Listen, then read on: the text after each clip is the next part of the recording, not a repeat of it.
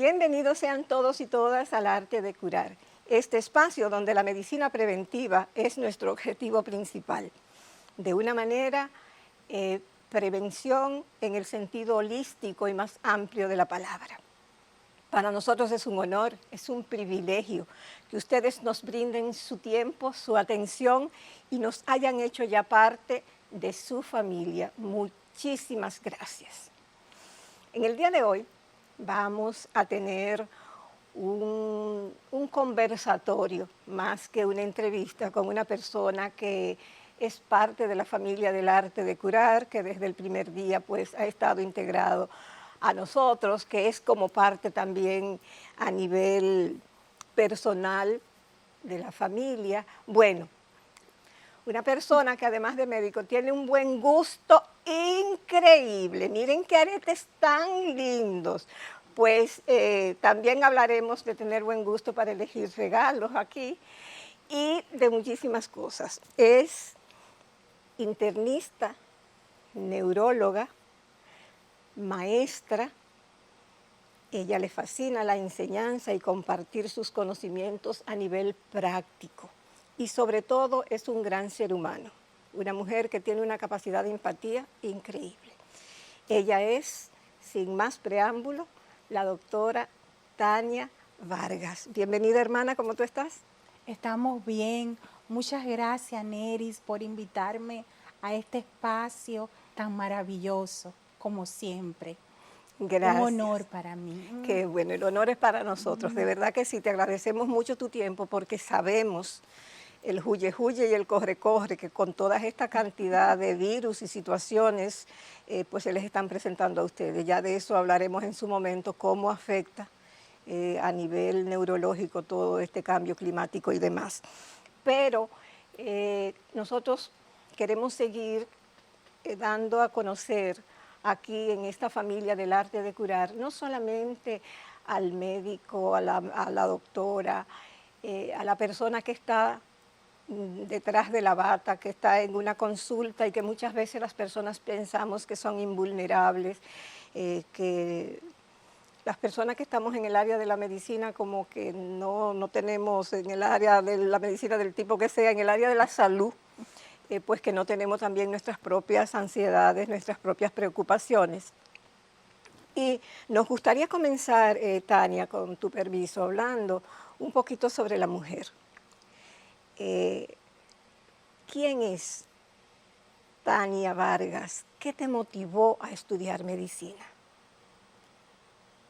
Mi amor por la medicina surge desde la adolescencia, donde siempre me llamó el servicio. Es una vocación que creo que tengo desde niña. El servicio y el amor a la observación y a la ciencia. ¿Hubo algún evento o algún familiar tuyo que fuera médico o hubo alguna situación en tu niñez, en tu adolescencia que te pudo haber inclinado a lo de la medicina o fue algo espontáneo desde siempre? Mi abuela, que era una persona muy perspicaz durante toda su vida, siempre le gustaba que yo la acompañara a visitar a sus médicos. Y ahí tuve la oportunidad de conocer a grandes profesionales de la medicina. Pero también desde niña yo he tenido una cercanía y un amor por las personas mayores. Entonces, en mi pueblo, que es San Cristóbal, siempre a mí me gustaba hacer ese recorrido por donde mis tías, por donde las primas de mi abuela y de mi madre, y me sentaba con ellas y escuchaba de todas sus dolencias, y también comencé desde joven a visitar a los hospitales y también a los asilos de ancianos. Y eso me lleva a preguntarte, ¿qué te hizo elegir entonces, después de hacer medicina interna, elegir la especialidad de neurología y como te gustaban tanto las personas mayores, cualquiera pensaría, bueno, lo obvio sería entonces que ella elija geriatría, pero elegiste neurología. ¿Por qué? ¿Qué te hizo enamorarte de esa subespecialidad de la medicina? La neurología para mí es la especialidad clínica por excelencia. Ya una vez que nosotros nos adentramos en el estudio del sistema nervioso y más en la universidad donde tuve profesores tan maravillosos y donde en los hospitales tuve la oportunidad de ver casos neurológicos, pude comprender que en realidad si nuestro sistema nervioso no regulara de una forma tan precisa y tan perfecta todo el funcionamiento de nuestro organismo, no pudiera todo ensamblarse de la manera correcta. Sin duda, el sistema nervioso es el órgano rector del ser humano. Y como también se me ocurre oyéndote hablar, las personas ya en su segunda juventud, en la segunda mitad de la vida, comienzan también a tener una serie de situaciones y de afecciones médicas que también tienen mucho que ver con la neurología. Sí, claro que sí. Empiezan a verse las enfermedades neurodegenerativas, como es el deterioro cognitivo, como es la enfermedad de Parkinson y otras patologías. Sobre todo también le afecta mucho la memoria. Claro que sí. Y hay que tener una paciencia, o sea que entiendo perfectamente la elección de tu profesión al decirnos eso. Y dinos, la mujer, la madre, la esposa, ¿tu esposo es médico o no? No, él no es médico. Él se dedica al área de la informática y la mercadotecnia. ¿Y cómo han hecho ustedes para tener un matrimonio estable, con unos niños, para poder, generalmente uno dice, para que los médicos debieran casarse con otros médicos, porque son los únicos que pueden comprender ese corre-corre, ese huye-huye que tienen, esas urgencias que se presentan, que tú dices, sí, vamos a ir a comer, vamos a ir a cenar, tenemos una boda a las 8 de la noche, lo que fuera, y tú llamas a las 9 de la noche, yo todavía estoy aquí con una emergencia, yo no puedo ir, me acaba de llegar una emergencia y no puede. Y los únicos que pueden entender eso, piensa uno, porque la primera, la segunda, la cuarta, la octava, pero ya la 10ª vez, ¿cómo manejan ustedes esa situación para poder conciliar esas emergencias? Sí, como mi esposo me conoció cuando yo estaba todavía finalizando la residencia de neurología en el Hospital Salvador Begotier, él conocía de todo mi ritmo de vida. En ese entonces yo también hacía servicio en la emergencia del Centro Médico UCE y él iba allá a visitarme y en esa parte él siempre ha sido comprensivo, aunque siempre por más conocimiento que uno tenga de lo que es un profesional de la medicina, muchas veces no se comprende que no hay tiempo, no hay lugar, no hay hora para que se presenten las emergencias o para que un paciente requiera de tu consejo y en realidad parte de nuestro trabajo es estar disponible para ese paciente, para apoyarlo en cualquier situación que se le pueda presentar. ¿Y los niños? ¿Cuántos hijos tiene, edades y cómo manejan a la mami y a la neuróloga? Yo tengo 2 hijos adolescentes Uy. que los dos son una bendición de Dios para mi vida.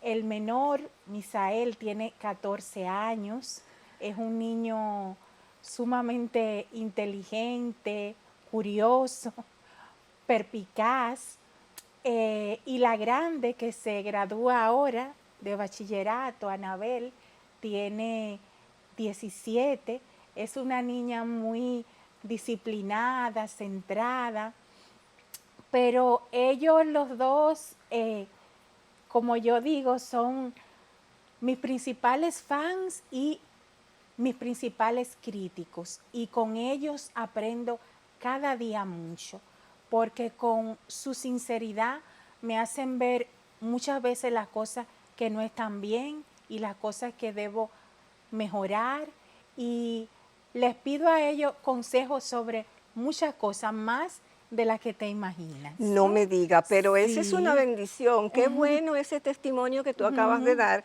para la gran familia del arte de curar, porque cuando los niños son adolescentes, que comienza esa revolución hormonal, porque son muy grandes para ser niños, pero son muy niños para ser adultos, y la mayor circunstancia de dificultad que se representa es que nosotros como padres, abuelos, adultos, tutores, los queremos tratar como niños y que ellos respondan como adultos. Entonces es una situación que qué bueno que tú nos demuestres con hecho que sí, que se puede. El tiempo se nos terminó en este segmento. Cuando regresemos para terminar con la parte de la mujer, la esposa, la madre, y entremos ya de lleno en la neuróloga, vamos a dejar en el aire la siguiente pregunta. ¿Algunos de tus hijos ha dado alguna inclinación de que quiera estudiar medicina? No se vayan. Regresamos después de la pausa con la doctora Tania Vargas, internista, neuróloga del Centro Médico UCE, la cual hoy está aquí, siendo parte una nueva vez de la gran familia del arte de curar. Gracias, muchísimas gracias por pacientemente esperarnos ahí después de la pausa. Aquí estamos de vuelta en el arte de curar con la doctora Tania Vargas, internista, infectóloga del Centro Médico UCE, con la cual estamos conversando en estos primeros segmentos sobre la mujer, la madre, la esposa, y dejamos una pregunta en el aire, que es la última ya de esa parte para entrar ya en materia neurológica. La pregunta que dejamos en el aire fue la siguiente. ¿Alguno de tus dos hijos han dado muestras, han externado que quieren ser médicos? Sí, la grande. Desde niña ella dijo que quería ser médico y se ha mantenido firme en su posición hasta ahora que termina su bachillerato. Yo nunca le he dicho que sí, que tienes que ser médico o que no sea. Ella conoce todo sobre mi forma de vida y desde siempre le ha gustado, y esa es su decisión final, ser médico. O sea, que tú Sí, la apoyas en la decisión que ella tome. en la que sea. Porque muchas Sí. veces los médicos dicen, no, ojalá que estudie otra cosa, porque que la medicina es muy sacrificado, es demasiado tiempo, uno no tiene casi vida propia. Lo más importante es uno dedicarse a algo que le guste y que ame, no importa lo que sea. No, esa es la realidad. Cuando mira, yo pienso que elegir una profesión, y lo hablo como psicólogo clínica, con una maestría, una de las dos maestrías que hice fue una en Guidance and Counseling, en orientación y consejería, es precisamente que para elegir qué tú vas a estudiar, cuál va a ser la profesión a la que tú le vas a dedicar la mayor parte de tu vida, tienes que elegir algo que tú ames con pasión. Porque ustedes se imaginan lo que es pasarse 8, 10, 14 horas del día haciendo algo que a ti no te gusta. Así es. Cuando uno está haciendo algo que a uno le gusta realmente, ok, físicamente te vas a cansar, pero estás haciendo algo que no es una carga, estás haciendo algo que te hace sentir realizado, que te hace sentir que eres lo que quieres llegar a ser. Entonces, esa es creo que una de las posiciones más inteligentes. Qué bueno. Vamos entonces a entrar en materia. Hablamos fuera de cámara que íbamos a comenzar íbamos a hacer como un mix, o sea, íbamos a hablar de unas cuantas cosas, sobre todo con esta situación que está pasando ahora, pero obviamente para ponernos en contexto, nos gustaría que nos hablaras un poquito del campo de la neurología para entonces entrar en cuestiones en particular. La neurología es una de las ramas de la medicina más amplia, ya que estudia un diverso número de patologías que afectan tanto el sistema nervioso central, el sistema nervioso periférico y el sistema nervioso autónomo. Eh, en este tiempo, en que cuando uno se levanta por la mañana, a mí a veces yo digo, ay, voy a dejar el periódico para después del mediodía, después que coma, porque hay tantas noticias a veces como que te perturban un poquito y parecería como que las 7 plagas de Egipto con el asunto esto de Bueno, tantos virus. sí. Vamos a comenzar por algo también muy general y es, ya sabemos que la neumonía, la infectología son de las ramas que mucho más afecta el cambio climático. La neurología, ¿cómo está afectando el cambio climático, la exacerbación de las condiciones neurológicas?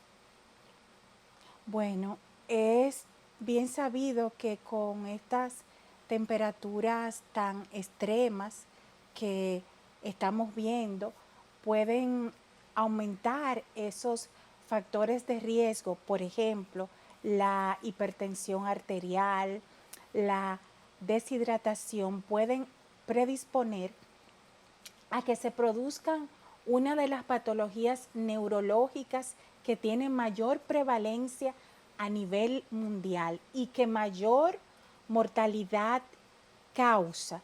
En segundo lugar, luego de las enfermedades cardiovasculares, y es la enfermedad cerebrovascular. Esto es algo muy importante tenerlo en cuenta. Entonces, ¿cuáles serían las medidas a tomar para las personas que tienen alguna situación o alguna predisposición? Porque la genética, antes de, que de esa pregunta, la genética, ¿cómo incide en que las personas puedan manifestar alguna condición neurológica? Hay diversos tipos de enfermedades que tienen una fuerte carga genética, pero sabemos también que el factor ambiental juega un papel muy importante. Por ejemplo, en el caso de la epilepsia, sabemos que hay un factor hereditario fuerte, algunos errores congénitos del metabolismo también, por ejemplo. Las últimas investigaciones que se han hecho de patologías tan frecuentes como la migraña, por ejemplo, han descubierto diversos tipos de genes asociados a la migraña. También en algunos casos de la enfermedad de Alzheimer, vamos a tener un factor genético que es poligénico y también hay ciertas patologías cerebrovasculares en las cuales podemos tener un trastorno genético y, por ejemplo, también tener mutaciones de los factores de la coagulación que predispongan a los pacientes a realizar las mismas. Entonces, una persona que tenga traiga en su ADN esa predisposición genética, tendrían que tener entonces una serie de precauciones mucho mayores que el común de la gente. ¿Cuáles serían las cosas que tú les recomiendas a esa porción de la población que tiene esa condición predisponente? Sí.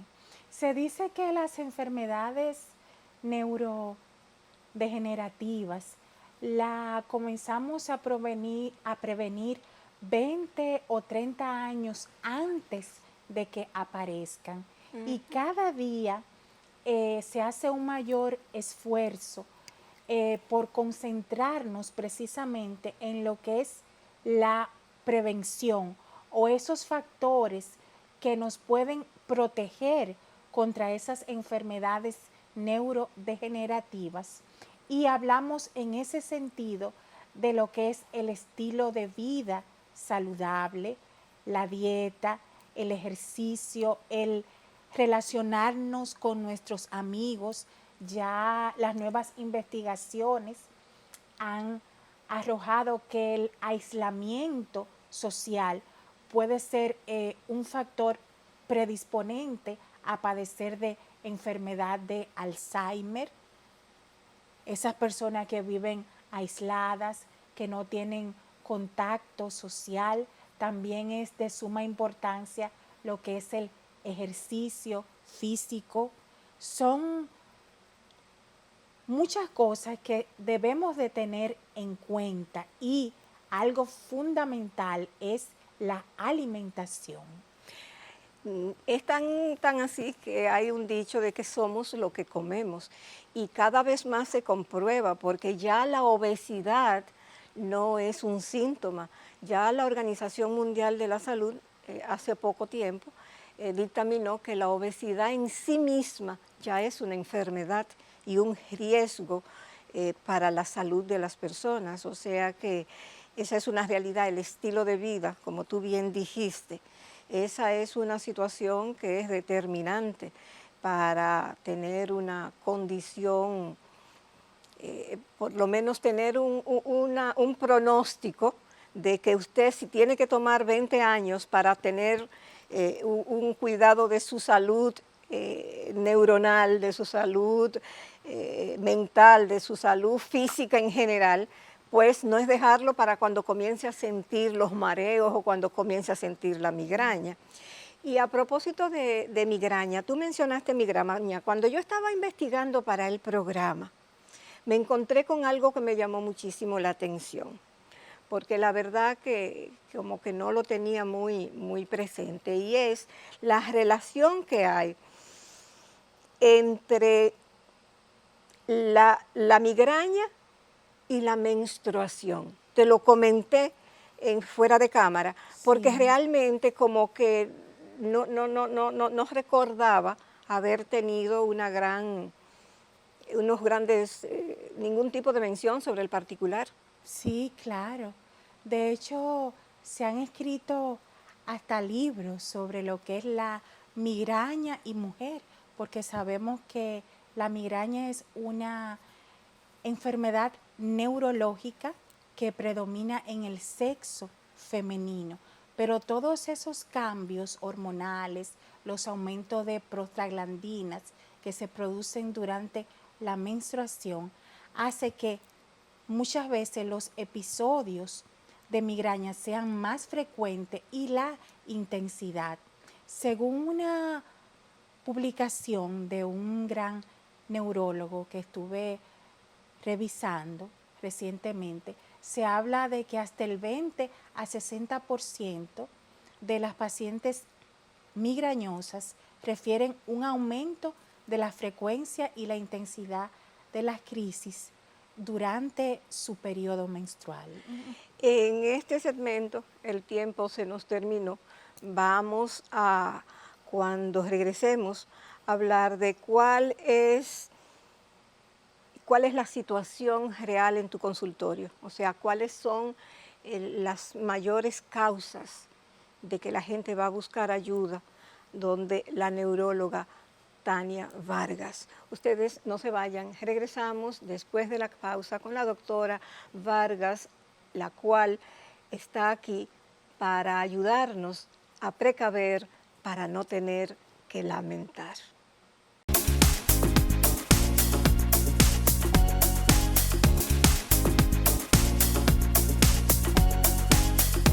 Gracias, muchísimas gracias por esperarnos ahí pacientemente junto a la familia para seguir con el arte de curar y con la doctora Tania Vargas, internista, neuróloga del Centro Médico UCE. Y este es el momento de recordarle que El Arte de Curar RD y El Arte de Curar son las dos formas de ustedes comunicarse con nosotros de la manera más efectiva.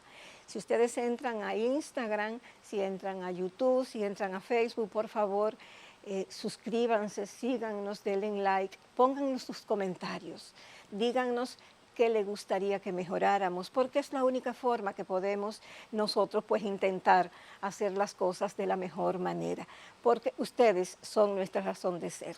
O sea que por favor nos digan qué temas les gustaría que tratáramos, a quiénes a ustedes les gustaría ver aquí en El Arte de Curar. O sea que siéntanse libres, nosotros somos de los que respondemos. El doctor Héctor Armando Balcácer Esteves, médico internista e infectólogo del Centro Médico UCE, el cual es productor asociado del Arte de Curar y también conductor, que en el día de hoy por asuntos de alternabilidad él y yo, porque a veces él tiene días que les es totalmente imposible por su agenda, pero nosotros somos de los que no respondemos. Así que háganos saber sus comentarios, por favor.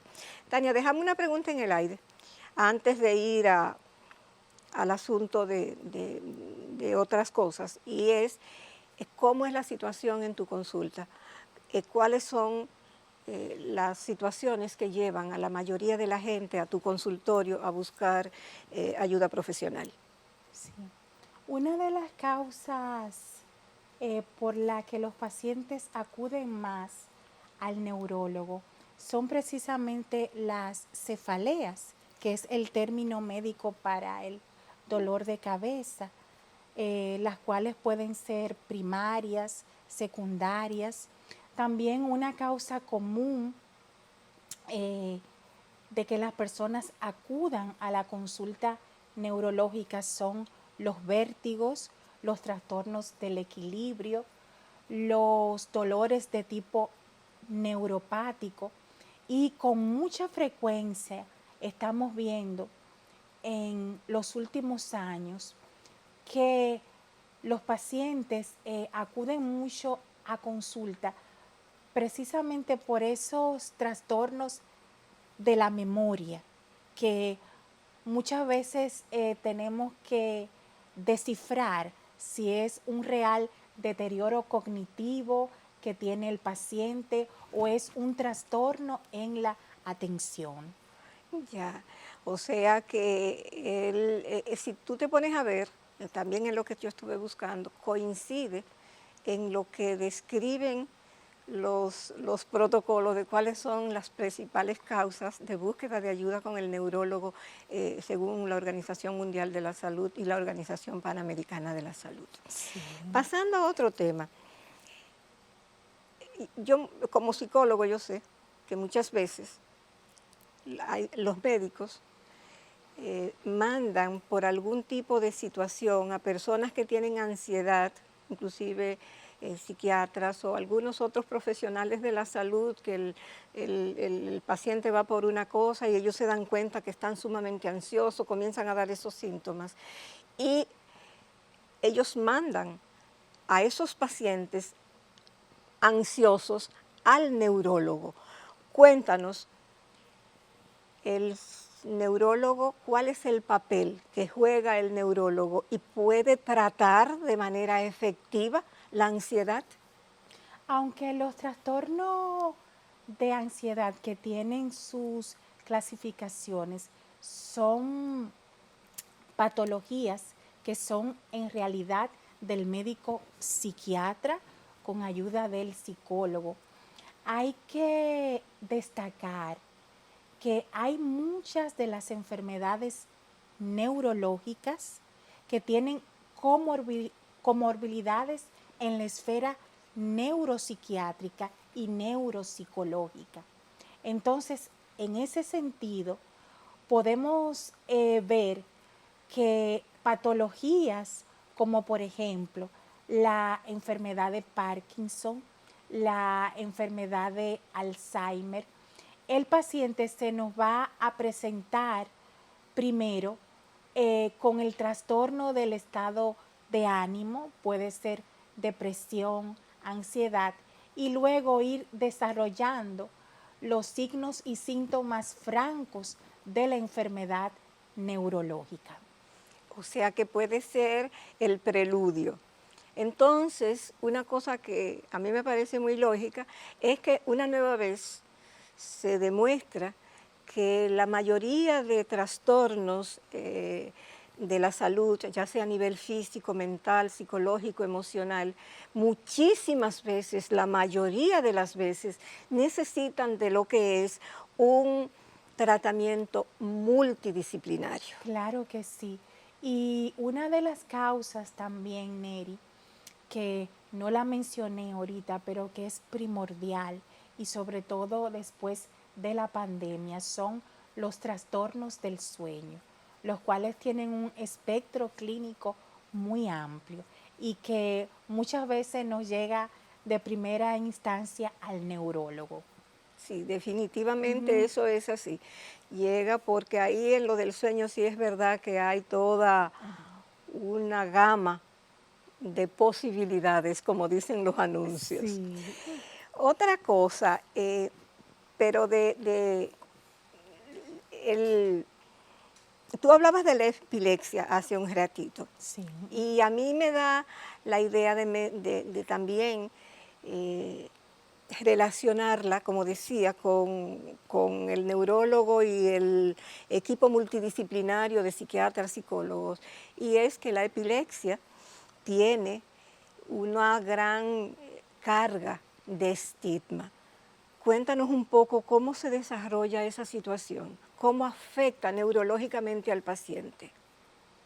a pesar de todos los esfuerzos que se realizan día a día por crear conciencia sobre la epilepsia, la realidad es que permanecen eh, muchos de los estigmas que existían en el pasado y es nuestra labor como profesionales de la neurología y también de la psicología, nosotros ir derribando esos estigmas, porque aunque la misma patología per se puede producir en los pacientes depresión, Sí. trastornos de ansiedad, trastorno del sueño, muchas veces esa incertidumbre en la cual se ven los pacientes con epilepsia lo llevan a desarrollar de manera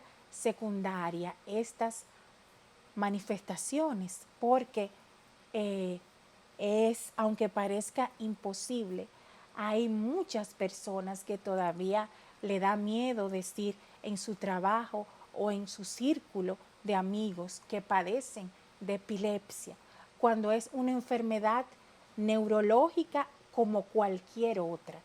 Y eso lo debemos de ir derribando, ya que los pacientes con epilepsia que tienen un buen apego a su tratamiento, son pacientes que pueden llevar una vida normal, que pueden ser productivos en sus actividades laborales, académicas, que pueden ser padres, ser madres, que pueden hacer deportes, que pueden ser un ente productivo en la sociedad.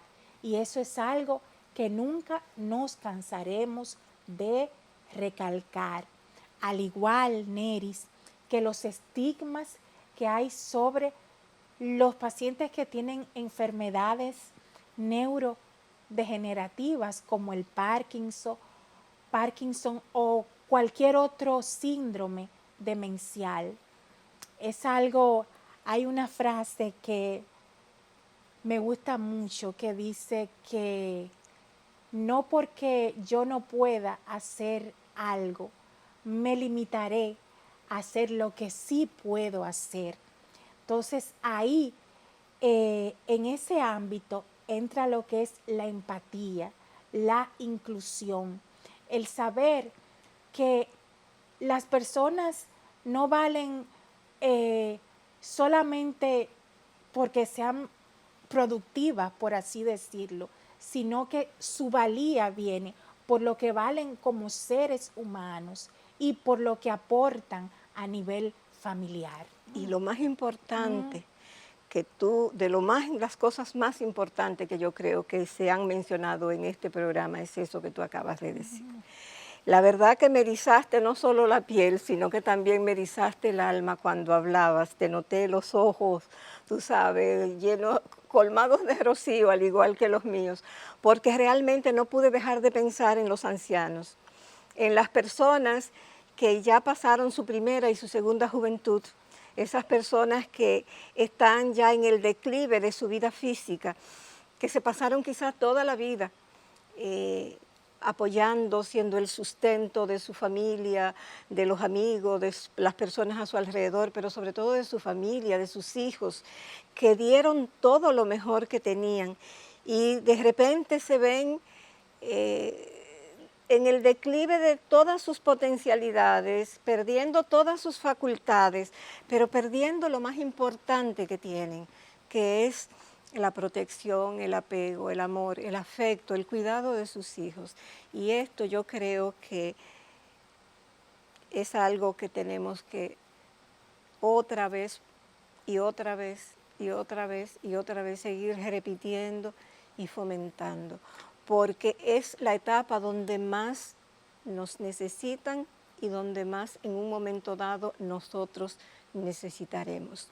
Neris, esto es sumamente importante, que nuestros adultos mayores se sientan que son protegidos, que son valiosos, que cuentan, que su opinión importa y que para nosotros es un honor tenerlo en nuestras vidas. Cualquier otra cosa que yo diga sale sobrando. No se vayan, regresamos después de la pausa.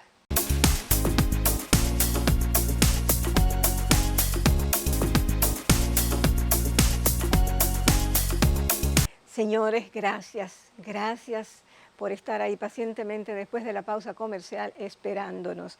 Aquí el arte de curar de regreso a sus hogares, intentando hacer lo mejor posible, dar lo mejor de nosotros para una forma de agradecerle a ustedes su tiempo y su atención. Aquí de vuelta con la doctora internista, neuróloga, la doctora Tania Vargas del Centro Médico UCE, con la cual estamos hablando de una variedad de temas que tienen que ver con la neurología, pero también hemos hecho un recuento de la mujer que está detrás de la bata, de la madre, la esposa, la mujer, el ser humano. Nos quedan 8 minutos, Tania, o sea que tenemos que dejar 2 o 3 para tus recomendaciones finales, pero me gustaría que al final habláramos de algo que generalmente se habla al principio, y son las condiciones y los factores de riesgos que predisponen a una persona a poder tener algún tipo de situación neurológica. Sí, es muy importante el conocer esos factores precisamente para nosotros tomar las medidas preventivas del lugar. Hay factores de riesgo que no podemos modificar, como por ejemplo la edad, el sexo, la genética, pero todos estos factores, y quiero poner mucho énfasis en esto, los hábitos tóxicos, Neri, lo que es el tabaquismo, el alcohol, ya se sabe que predisponen a enfermedad cerebrovascular, cerebral, a la aparición de los síndromes demenciales en su espectro clínico amplio. También hablamos de lo que es el estilo de vida sedentario, lo que es la dieta, lo que es la falta de sueño. Entonces, cuando tomamos conciencia, porque yo digo que lo primero que debemos de lograr en nuestro paciente es que el paciente tome conciencia de su patología y de las cosas que lo están enfermando. Cuando nosotros logramos hacer esa empatía con el paciente y de que él tome conciencia, yo creo que tenemos la mitad de la batalla ganada. Y eso es algo sumamente relevante. Eso es sumamente importante. Creo que más claro de ahí, querida, tú no lo has podido explicar. O sea que es la mejor medicina, es la preventiva. Ya tú lo decías, hay cosas que no podemos de ninguna forma evitarlas. La genética, la edad, el sexo, que tú decías desde el principio que las mujeres éramos más propensas. Y yo en ese momento tenía la idea de preguntarte de manera ya bien rapidita, porque ya nada más nos van a quedar los 2 minutos para tus recomendaciones, y es la situación de cómo incide la menopausia con toda aquella situación hormonal en las mujeres y los trastornos neurológicos. Sí, se ha visto que con la menopausia ocurren grandes cambios a nivel de lo que es la mujer y puede afectar inclusive su capacidad de concentración, su estado de ánimo, y algo sumamente relevante es que según los científicos que se dedican a esa área de la cardiología y la medicina interna, con ese descenso de los estrógenos, va aumentando o se va igualando los factores de riesgo cardiovascular del hombre y la mujer. Esto es algo muy importante. Ya en estos 2 minutos que nos quedan, por favor, dile a nuestros amigos del arte de curar cuáles son los síntomas, porque ya tú has dado tus recomendaciones ya adelantadas. ¿Cuáles son los síntomas que le dicen a una de las personas que está viendo este programa? Yo necesito ir donde la doctora Tania Vargas a que me haga un reconocimiento neurológico. Si eres una persona que estás teniendo olvidos frecuentes que interfieren con tus actividades cotidianas, deberías de acudir al neurólogo. Si presentas, por ejemplo, un dolor de cabeza que no mejora, si en algún momento tú o algún familiar tuyo presenta aparición, por ejemplo, de trastornos del habla, debilidad motora, trastornos al caminar, déficit visual de inicio súbito, debes de ir con urgencia al neurólogo. Igual que si notas que estás presentando alteraciones en tu forma de caminar o movimientos involuntarios como temblor, calambres a nivel de las manos y las piernas. O sea, que en resumen, por favor, si usted quiere precaver y no tener que lamentar, tome en cuenta todos estos factores que la doctora Tania Vargas tan amablemente ha venido a compartir con nosotros. Es increíble, Tania, de verdad, lo hermoso y lo emocionante que ha sido este programa. A mí me ha llegado, me ha tocado el alma, creo que también quizás nuestros amigos del arte de curar también lo han sentido. A ti, hermana, gracias, muchísimas gracias por tu tiempo, por haber venido. Y esperamos comprometerte públicamente porque nos gustaría hacer un programa contigo sobre el asunto de la sensibilidad, porque esa sensibilidad que te lleva a una percepción y a unos hechos es sumamente amplio el espacio. O sea que te estamos prácticamente compiliendo a que pronto venga por aquí. Siempre muy agradecida de mis estimados amigos del arte de curar por hacerme parte de este espacio que toca fibras tan sensibles, no solamente la ciencia, sino la parte humanitaria de la medicina. Lo intentamos por lo menos, esperamos alguna vez lograrlo por completo. Aquel mandato de Hipócrates que decía, nunca se olviden que la medicina no solo es cerebro, sino que también es corazón. Gracias, muchísimas gracias a la familia del Arte de Curar. Gracias, Tania, por habernos acompañado en este día de hoy, en mi nombre y en el nombre del doctor Héctor Armando Balcácer Esteves, mi hijo y coproductor del programa, agradecidos y más. Y a ustedes, gracias del alma por habernos dedicado lo más valioso que tenemos las personas, su tiempo. Hasta la próxima.